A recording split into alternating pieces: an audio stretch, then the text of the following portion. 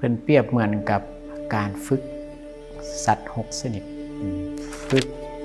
แค่ฝึกนกฝึกงูฝึกหมาบ้านฝึกหมาป่าฝึกลิงแต่สัตว์6ชนิดนี้ถ้ามามัดไว้ในเสาอย่างดีแล้วสัตว์6ชนิดนี้มีแต่ความเมื่อยความท้อแท้และความอ่อนเพลียก็นั่งนอนหรือติดอยู่กับเสานั้นเหมือนเดิมอันนี้พระมีพระภาคเจ้านี่เป็นอุปมาเหมือนกับว่าเชือกที่มัดนั้นหมายถึงสติการมีสติเสาหรือว่าหลักนั้น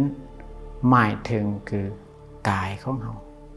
ส่วนสัตว์ทั้งหลายนี้หมายถึงอารมณ์ทั้งจิตที่มันไปทั้งตาหูดังลิ้นกายใจเอาจิตมาอยู่กับกายคือฝึกอานาปานสติก็ได้หรือว่ากายคตาสติเพื่ออย่างเพื่อละอารมณ์ที่มันยินดียินร้าย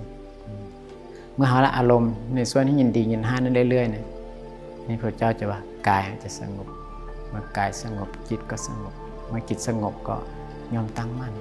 อันนี้ขึ้นว่าเป็นสมาธิด้วยการฝึกที่ว่ามีจิตมาอยู่กับกาย